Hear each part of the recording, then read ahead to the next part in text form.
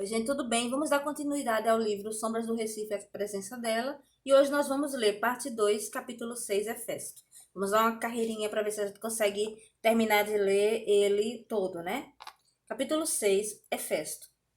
Naquele dia nublado de 1858, ele sentira-se disposto a caminhar pelo centro da cidade.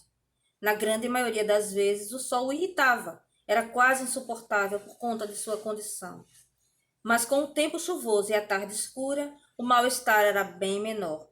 Não costumava sair pelas tardes recifenses, pois sua beleza pálida e sobrenatural não era ignorada.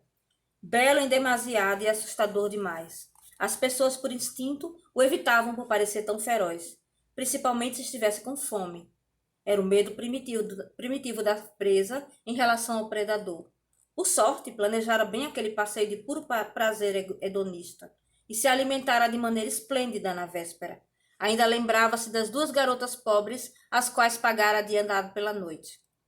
Elas acreditaram que ele era só mais um jovem nobre, pervertido, desejoso em flertar com o lado pobre da cidade. Ele as embebedara com champanhe na carruagem e em sua casa lhes dera mais um pouco de absinto. Logo depois, elas nem mais tinham consciência da realidade ao redor. Um festim. Que luxúria de sexo e sangue fora aquela noite. Hefesto riu ao recordar. Graças a elas, seu rosto estava vivaz e cheio de um fulgor humano. Pobres moças. A energia absorvida o deixava radiante, até pelo fato de elas serem quase crianças. Quanto mais novas, mais prazeroso e funcional era. Uma delas conseguiu gritar, Papa Figo, antes de ser abatida com ferocidade. Ele caminhou pelas ruas recifenses, quase camuflado. Papa Figo, sussurrou de si para si baixinho, um riso nos lábios. A sua beleza não era despercebida pelas mulheres na rua, mas saciado pelo sangue das meninas, ele era apenas isso. Um belo rapaz que não transmitia nenhuma sensação de pavor. Estranhavam a sua face pálida, mas não mais era perceptível o ar predador. De súbito, no caminho novo da Boa Vista, Hefesto estacou. O sorriso desvaneceu. A mesma sensação que o paralisara um ano antes, ainda lembrava, naquela madrugada peculiar. Aquele poder latente de um caminhante do umbral, não desperto ainda. Que diabos era aquilo? Hefesto andou, farejando o ar. Seguiu seu instinto. Ele o guiou por cerca de 100 metros adiante, até a La Maison Blanche, loja elegante de Diógenes. Era bem ali. Ali estava sua possível nêmesis. Quase sentia a presença de forma física como um soco no estômago. Empurrou com suavidade a porta envidraçada e entrou na loja perfumada. Já frequentara bastante aquela loja. Lembrava inclusive de, anos atrás, o jovem Diógenes, recém-herdeiro do armazém de secos e molhados de um pai abrutalhado. Diógenes era de outra cepa, um tanto quanto delicado demais. Após a morte do pai, e sob sua perspicaz administração, o armazém grosseiro foi lapidado em uma loja elegante para a alta roda recifense. Hefesto também se recordava da preferência do comerciante por rapazes bonitos. Sorriu mais uma vez divertido. Os humanos eram tão fáceis de ler. Manuseou com casualidade alguns cortes masculinos de seda, como se estivesse interessado, mas todo alerta, dardejando olhares por todo o ambiente. Onde estaria? Quem seria este possível inimigo? Os jovens humanos de sempre, auras de mortais. Talvez estivesse enganado. Estava relaxando um pouco a postura alerta quando então o viu. O rapaz descia as escadas do depósito, carregado de peças de tecido multicor. Estava absorto em mantê-las organizadas e sequer o notou. Passou por Hefesto como um vendaval, levando as peças até o balcão mais próximo. Hefesto fitou, estarrecido. Os cabelos louros, olhos verdes, como se olhasse um espelho para si mesmo. Um eu mais inocente, mais jovem até. O rapaz sorriu para o companheiro de trabalho e então Hefesto congelou. O sorriso nunca antes olvidado. Ali, bem na sua frente, Hefesto contemplou naquele rapaz a presença dela. O sorriso de Aurora Alencar, as mesmas covinhas, a pureza de algo intocado ainda pelo sofrimento. Não era possível, e ao mesmo tempo era. O monstro se deixou levar para o passado doloroso em uma onda tumultuada de lembranças e sentimentos. Recordou as poucas noites de amor que tivera ao lado dela, aqueles momentos indeléveis. A linda jovem, criança ainda, educada para ser uma quase santa em sua vila pequena. A vira por um acaso enquanto ela visitava a irmã no Recife, em festividades religiosas. Tinha então um séquito de parentas carolas acompanhando, as quais ele adorou enganar para se aproximar da moça. Hefesto se fez de religioso. Fingiu ter apenas 19 anos, vestiu a pele de cordeiro. Ia às missas apenas para contemplá-la à distância, impregnando o ar de maneira proposital com a sua presença sobrenatural. Ela não conseguia tirar os olhos dele, fascinada. Degenerado como era, e iludir algo tão inocente era facílimo. Por fim, em uma procissão se aproximou dela. Ouvindo suas ingênuas preferências, sonhos e ilusões, bastava emitir um "eu também" para fazê-la acreditar em seu bom coração. E ela caiu nas mentiras daquele rapaz belo e encantador. Em um gesto romântico, ao passear pela praia selvagem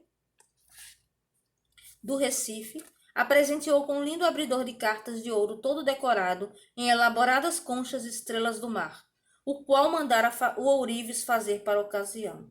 E ela sempre o levava consigo, na bolsa, para estar mais perto de seu amado.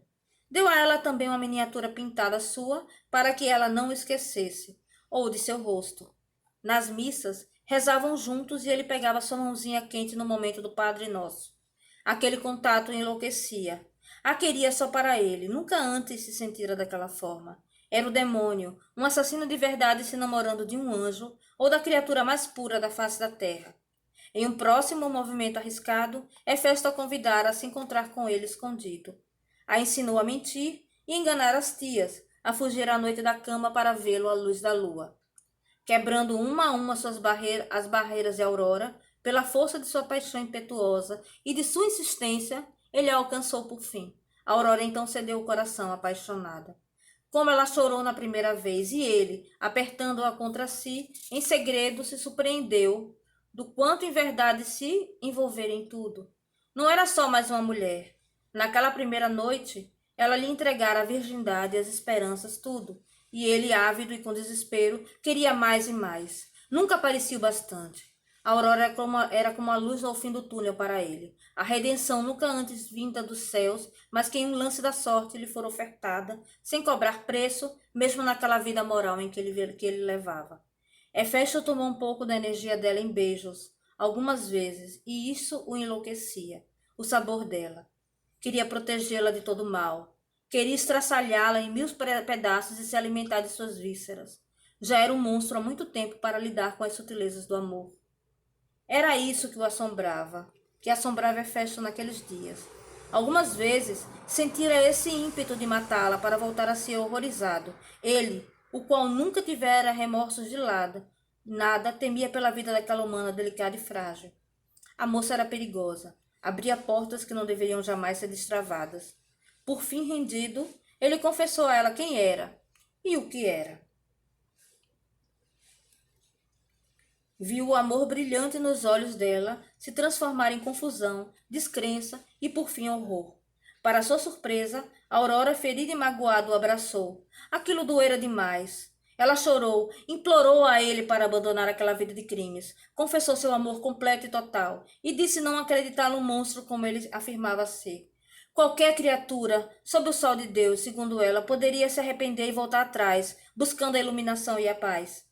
Talvez alimentar-se de animais. Algo não tão terrível, ela argumentou, como se isso fosse uma solução. Ela desconhecia tudo, tudo. Não sabia do preço alto cobrado pela maldição recebida da sua herança sanguínea. Enlouquecido pela impossibilidade, ele percebeu o quanto aquilo era ilusão. Os crimes, a fome apenas saciada com sangue e vísceras humanas, não era algo a ser ignorado, nem substituído. Ela não podia entendê-lo, sua doença e maldição não era algo ao qual se virava as costas. Se deixasse se alimentar de humanos, por certo morreria. De repente um ódio irracional o tomou e ele, incapaz de lidar com a frustração, fez a única coisa que sabia. Deixou-a com violência, apesar dos gritos abafados. Precisava submetê-la, lhe mostrar toda a sua força monstruosa, o poder e paixão consumindo sua alma. Ela tentou se defender, lutou para correr dele, porém ele era muito mais rápido e mais forte. Em um dado momento, ela alcançou o abridor de cartas na bolsa e desferiu um golpe contra ele, mas Hefesto a imobilizou. A Aurora observou horrorizada o corte feito no rosto amado aos poucos se fechar, desaparecendo diante de seus olhos. Ele a possuiu à força, bebendo de quase toda a sua energia. A deixou indefesa em seu abraço e quase perdeu por completo a sanidade naquele momento. Esteve por um triz de matá-la. Mas voltou a si, ao senti-la desfalecer, ouvi seu coração reverberando como um trovão nas veias. Parou de súbito, antes que sua fome rompesse os vasos sanguíneos e os órgãos internos dela. A Aurora estava desacordada, o sangue afluindo às suas faces, pulsando a flor da pele.